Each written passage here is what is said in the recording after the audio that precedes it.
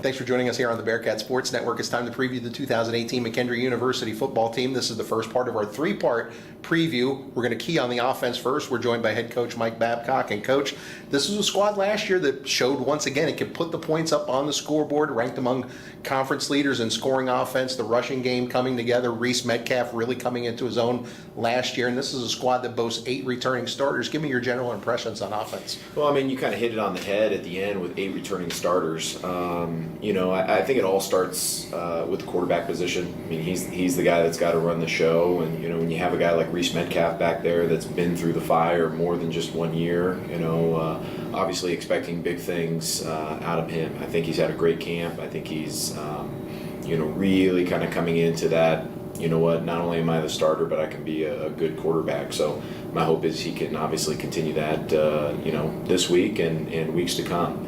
From down the list of having 2 senior starting wide receivers, a senior tight end, 2 senior offensive linemen, a senior running back, there's a lot of older guys, and with older guys comes a lot of experience. So, my hope is that, not only can we do better than we did last year, can we both run and throw the ball? That's going to be the big key this year. You touched on Reese Metcalf and what he did last year, almost 2,000 yards passing, 13 touchdowns, just 5 interceptions, really took care of the ball. And it was a guy that, like you said, just came on, got the starts late in the 2016 season and seemed to flourish last year. Absolutely. When I recruit quarterbacks, one of the first things I kind of tell them is I'm looking for Clark Kent. I'm not looking for Superman. So how can I tell that? That touchdown to interception ratio of what you just said. So don't get yourself in bad spots, be able to handle the ball, make the good throws when you need to, but at the same point, don't turn the ball over. So I think Reese was able to do that last year, and I think he was really now starting to understand coverages and fronts and where to go with the ball. So like I said, he's had a great camp, and hopefully he can continue on. He talked about some of the targets he has to throw to, a couple of senior receivers in Jalen Williams and Josh Reve. Jalen had a breakout season last year, led the Bearcats in receptions, and Josh Reve is a guy that had a great second half last year, had a couple big touchdown receptions in conference play for McKendree. Yeah, they're 2 big targets, and each of them play on each side of the ball, wide receiver wise, and I think they have the opportunity to do some good things. So it doesn't matter whether you're just throwing a little dink pass out there in the flat, or you're trying to go up on a fade ball one-on-one, against a corner. Again, those guys have been through the ringer. I think they are both very, very solid wide receivers, and I think they lead that wide receiver core.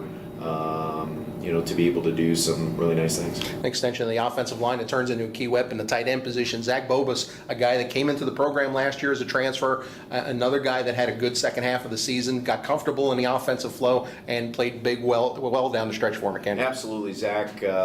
He's coming into his own as well. He was hurt a little bit in the springtime, didn't play very much, but has had a great camp. Was able to both run block and get out in routes and do some nice things, which is really what you want a tight end, a guy that's versatile. The guys behind him and Stephen Ledlove and Jace Kennedy have done a fantastic job as well. So, again, expecting big things out of them. Up front, the Bearcats, a little different situation. 4 returning starters this year. Most of your offensive line intact, led by all conference players, Cole Foster, Jake King. You got a couple of guys up there that have been through the wars several years in the conference, and they know how to get it done in the league. Yep. It all starts with the 2 seniors, Cole and Jake. Cole is very much a workhorse. Doesn't say very much, but a great leader as well, just from his work ethic and work habits. Jake King is a little bit more of the go get 'em type guy. He's a little bit more of the rah-rah type guy, but again, both of them are solid.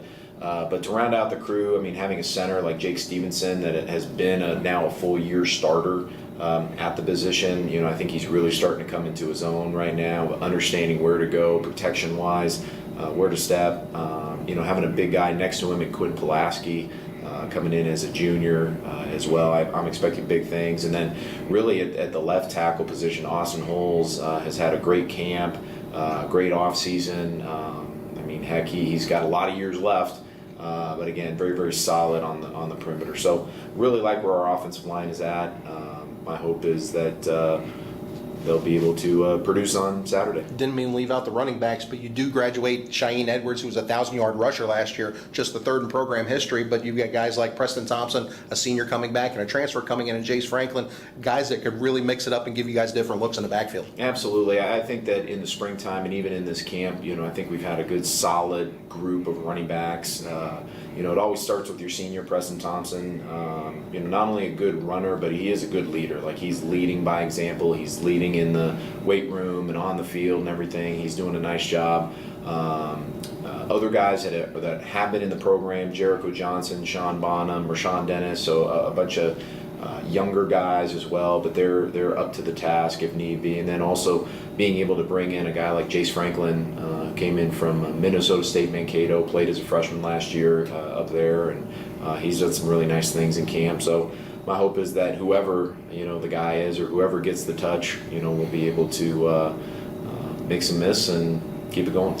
Coach, in talking to you today, it sounds like not only is the talent there and the fact you have 8 returning starters, but you've got depth this year offensively. Address that and how that's going to be key going into the new year. Well, I think the nice thing is that when you have a group of wide receivers and tight ends and running backs, you can really kind of explore and see, okay, what kind of offense are we going to be? And more importantly, how do we find ways to get those key players the ball? We've got a lot of key players. We have a lot of older guys that are definitely deserving of getting some touches. So it's on us as coaches and just throughout the game to be able to work our magic and work those kind of matchups that we see fit. And our feeling is, okay, if one group goes down because of injuries, the next group's up. We're fairly solid in those positions, so hopefully we can keep that going throughout the season. That's going to be a nice feeling for a coaching staff, not only for you, but for new offensive coordinator Eric Bergman taking the reins the first year, calling the plays for the Bearcats. Yeah, Eric's done a great job since he's been here. I mean, he's the only guy that's on my original staff in 13. So,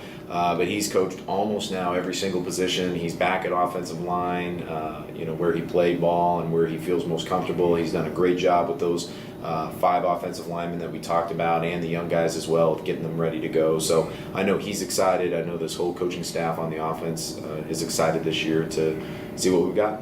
I know Bearcat fans are excited as well to see the offensive firepower ready to go on display for the Bearcats. Coach, thanks for joining us. Appreciate it. That was part 1 of our 3-part season preview. Up next will be our defensive preview on mckbearcats.com.